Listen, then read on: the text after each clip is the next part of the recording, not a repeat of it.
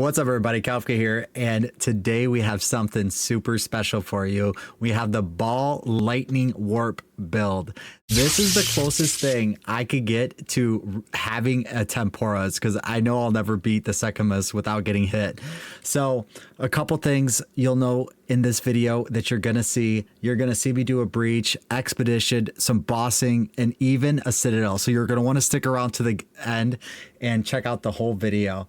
So if you like this video, make sure you hit the like button for Kelfco. We're trying to grow the channel. Please do it. This build's super fun. You're going to want to try it out.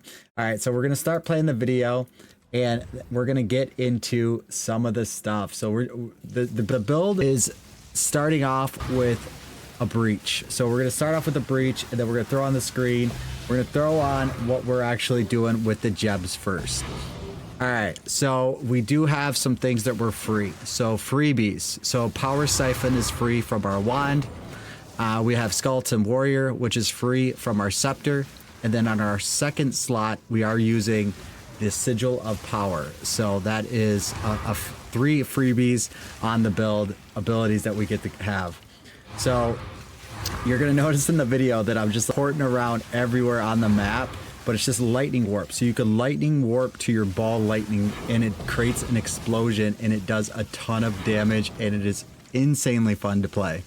All right, so we got conductivity. Conductivity is basically for bossing. I never use it when I'm just mobbing, even on rares, but what you're putting in there is heightened curse, you're putting on realistic curse, you're putting on curse grounds and hex bloom.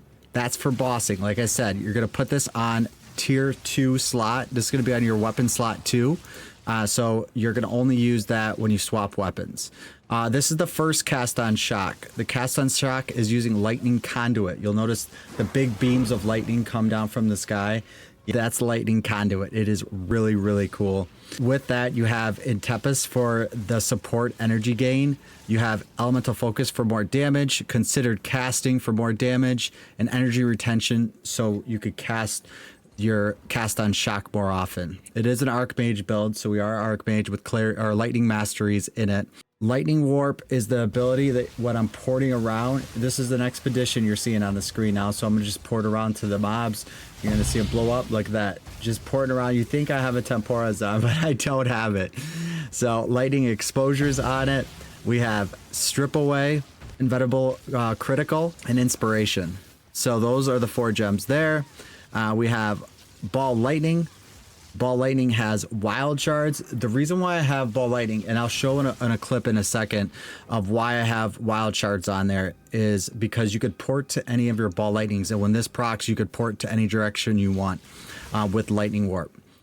Conduction, you have Overcharge, Acceleration, and Scatter Shot, so you get 3 of them. You'll notice when I'm casting. My goal here is to actually have projectile speeds fast. You're gonna notice when I go over the passive skill tree that I do wanna have fast projectiles so I could port to those, and it actually saves me time. So I do it all the time. I'll just cast Ball Lightning and port to it. Then we have Soul Offering, because we did have a Scepter on, and then all these are just supporting Soul Offering, creating more damage, creating persistence, more duration, and then basically buffing the support of this. This gives me like 20k DPS or 25k DPS when I have these socketed into Soul Offering. All right, so then we have Mana Remnants. I just had leftover Spirit, and I use a lot of mana in this build, so I thought it would be a good idea to do that. Here you're gonna see a boss go down. I actually dance around it just to show you that it's kind of one shot too. It's actually just a one shot. So I'm just dancing around, not hitting them. And when I decide you go full blast, boom, it's over. Like a one shot, right? That's pretty sick. All right, we do have a second cast on shock, and that cast on shock has arc. I think this helps more than 2 lightning conduits. I've been playing with it a little bit. I need to test it even some more, but I wanted this to be better on bossing. So, because arc does good single target damage. And then control destruction chain on there, and then cursing current. I might need to change out chain. I might not need this, so I might have to change that out. And then Grim Feast with clarity. So that is how we are gemming this character, and we're porting around. Now we're doing the Citadel. The Citadel was a lot of fun. This is my first or actually my second Citadel, but first completed Citadel. So pretty cool stuff. Let's go into the gear. All right, for the gear, I'm going to take down the wand so you can actually see the stats. So the stats of the wand are really important. Is spell damage, maximum mana, 4 to lightning skills or 5. 3 would work too. Critical strike is a bonus. I actually probably rather have mana regeneration on there. And then increased cast speed is really good to have too. So I'm gonna put that back and show you the scepter. So this scepter, I just need more mana on it, and mana regeneration would be good, but the spirit roll is insane on there. So 77 spirit, more mana would be good too. But that is okay. I do want to get the mana regeneration on one of these eventually as well. So then we got the helm. Helm is really important just to make sure you're getting cap resist, but also you want energy shield on there and you want mana on there. Those are the most important stats on there. I do have the everlasting gaze on. This is giving me a bit more mana, and it is working with Eldritch Battery, which I'll show in the passive skill tree in a second. So you could see that. Also, we have the gloves, mana, resist, and energy shield, and I do socket with these 2% mana. I do use this as a chest. You don't have to use this, and I took off my scepter, so I need to fix my passive points to make that work again. But this allows you to get rarity and maximum mana increase, so not as much energy shield. If you had like a 800 energy shield chest, that would be better than this. But I don't have one currently. I might try to get one, and you could actually get a huge energy shield on the Keith Raymond, and it has mana regeneration, so I would consider doing that too. But I am getting 8% extra mana on here, and then 5% per socketed rune, so this does give a lot of mana. When I take it off, I'm at 39k, and I'm not gonna be able to put it on back now because I have to mess with my attributes again, but that's okay. I'll do that in a second. I do have 2 rings. I would love to have cast speed on both of them, but I do not. I like max mana on here, cap your resist. You could get some lightning damage if you can, and then get cast speed and mana regeneration. Those are gonna be your best stats. So resist, mana, cast speed, and mana regeneration. Same thing with both of these. Boots, you obviously just want movement speed. You get rarity on there, you get maximum mana. You could get resist on there as well. Those are your main things you want. And then I do have the ingenuity belt. You do not have to have this for this build. I just got lucky with this, and it is an 80% ingenuity belt on the first try getting one, which was absolutely insane. But I do have it, and it does help a ton. But if you just have max resist, you could get mana on the belt, and it wouldn't be that much different. So if you think about it, my rings only give about 360 mana, so I get 80% of that. So it's about 300 mana on the ingenuity belt, so it's not that much. What I do like is the cast speed, and it makes it easier to cap reses. If you do get one of these, very, very good item, and you should definitely be using it. So the weapon swap item is this. I'll take it off too. So you just want plus to all skills. This helps your Sigil of Power. Sigil of Power is just the ability that allows you to do more damage when you're fighting bosses. It's good to have that. So, and we are about to fight the Citadel boss here in just a second, and then we will go to the passive skill tree. So I thought this guy was going to be a lot harder than he was, but you can see I did sacrifice the minions. I laid down the conduction, and then I just smashed them. So literally the Font of Mana, the conduction, and it is complete. So it was that quick. It was such a quick fight.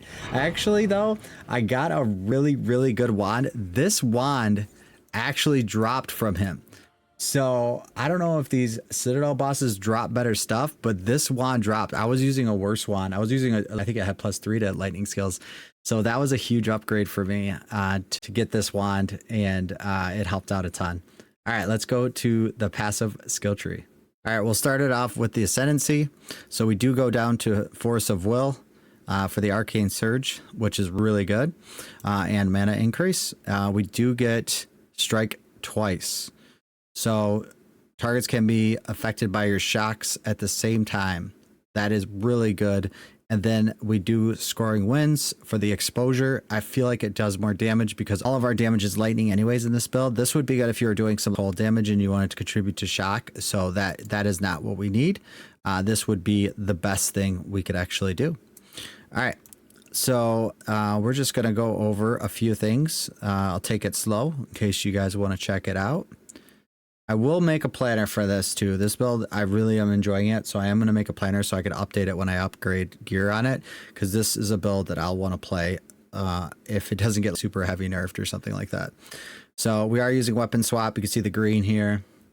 We are using weapon swap here. You see the red. All right. Got the Eldritch Battery, Arcane Intensity, more green for weapon swap too. It's mainly the curses. We do have CI. We do a lot of meta skills, so we want to have that. There is one I want to get maybe to refund energy. I'm still going to play around with this. This is just where I'm at. I might just say, hey, less energy shield. I might not need as much energy shield. So this is what I was talking about to increase the projectile speed.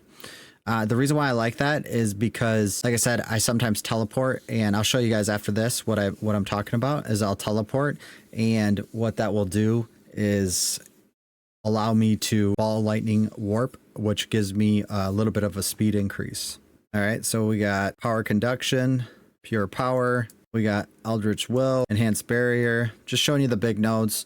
Touch of arcane, mind over matter. So our life gets taken before. So we take our life as life.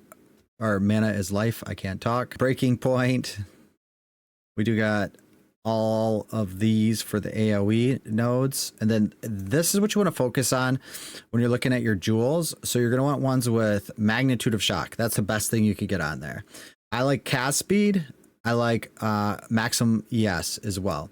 So some of them aren't going to have all that. This one is the only one I think I have that doesn't have magnitude of shock. This was just an extra one I had, so that's the only one. Everything else has magnitude of shock, even except for this one too. I apologize, just two, because you need one with recovers mana on kill 2%.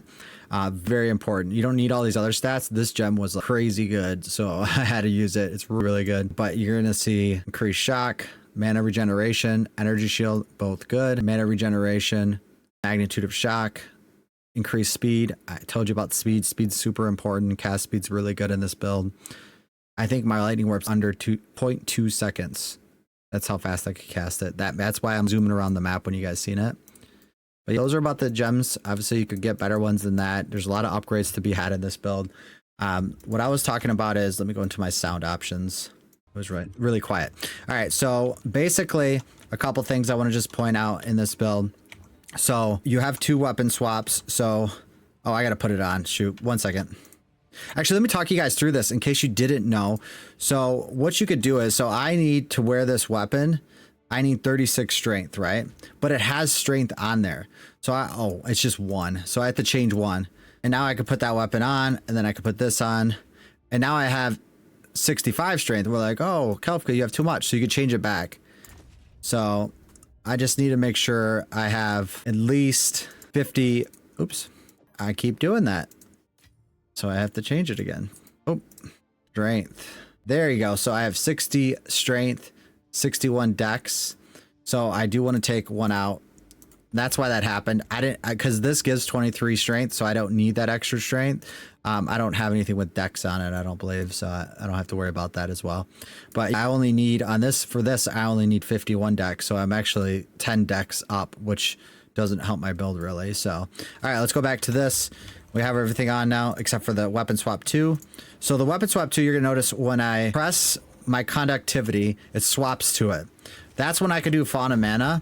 So I would do those together, and then I would start casting my balls of lightning, and that's only for bosses. So I wouldn't do that regularly. It's 2 buttons. It's literally ball lightning and it's lightning warp, and you can see me just teleporting, right? Ball lightning, lightning warp. So when wild shards goes out, I could go in different directions. So I could actually go and basically teleport around the map, and everything's being shocked, and then shock magnitude's helping a ton. It's just a really cool build. Like I said, this is the closest thing I'm gonna get to temporas. Probably, maybe one day I'll get it. I don't know, we'll see. If I want to port that way, I can port that way because wild shards. So I can port this way. So let's do one, and I want to go that way, and I want to go back. So the other thing you could do is when you're just running around. So say I click it, and that one's still there. I'm porting. So like I could port twice in one ball lightning if I'm just pressing it. That one's there. Boom. So I traveled a lot faster there, which is I think is really, really cool too. But I don't know. I'm just really having fun with the build. I think it's really good. Tell me what you guys think in the comments below. Anything you think I could change on it, make upgrades. I'm having fun with it. It's clearing everything really fast. So thank you guys for watching. I really appreciate it. Make sure to like and subscribe, and I will see you in the next video.